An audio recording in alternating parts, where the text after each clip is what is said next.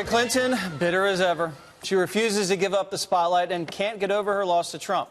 The failed candidate is now being brutally mocked for claiming 2020 Democrat Tulsi Gabbard's a Russian asset. But of course, the New York Times is defending her, touting Clinton as, quote, master troll.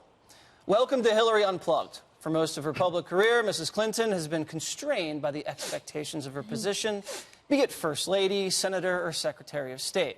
Now, after her stunning loss in 2016, it seems she finally feels liberated to speak her mind. Greg, have you noticed a liberated crooked? Yes, you know, I believe she is trolling, but trolling is now officially an old person's word. If the New York Times is using it, it's like your granddad putting on his baseball cap on backwards on his way to a Black Crowes reunion. You know, it's like when you're playing Coldplay and your mom says, "Ooh, I like that song," and you just throw the album away. It's like that word is dead now to me. I will never call anybody a troll or talk about effective trolling. Thank you, New York Times. Okay, what do you think about this puff piece? They seem to be enamored with Hillary. Well, actually, Hillary Clinton thinks the New York Times really did her wrong. Yes. In 2015 and 2016. Remember, they're the ones that broke the Clinton Global Initiative story. She thinks that they gave the emails like too much attention, etc. But you have She thinks? How about all of us think? Okay. The last two, this week, you had the last two presidential runners-up in the news for the wrong reasons. So you even have Bernie Sanders today saying, whoa, like, don't say that about Tulsi Gabbard. Like, we don't need to have any of that here. Tulsi Gabbard now gets all this additional attention. And you have Mitt Romney. So these two... You mean, what's his name?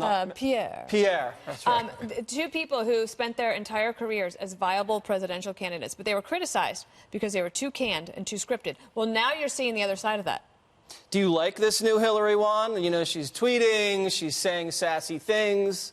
Unplugged, you know, to get back to Greg's analogy, right? Yeah. I mean, this is her. Just to pick up on what Dana was saying, when I look at people who lost the presidential races, so I'm looking at Mitt Romney, John McCain. John McCain was back in the Senate going after Barack Obama, as I recall. Mitt Romney's ran for Senate and won in Utah, and now he's even got something to say about Trump, right? Nobody tells these guys to shut up, so why would you say, oh, Hillary, the lady, should shut up? I don't think that's fair. Everybody tells them I don't to think shut that's up. fair. In addition to which, by the way, you know Tulsi Gabbard?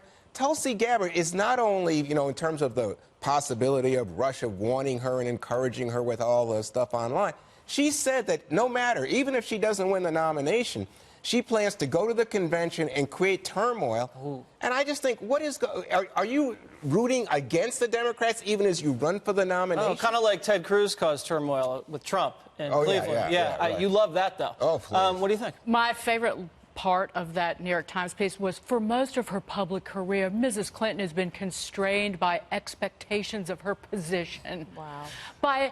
Be it First Lady, Senator, or Secretary of State. Hillary Clinton has only been constrained by trying to be somebody she's not, to be likable, to be understanding, to be empathetic rather than just pathetic.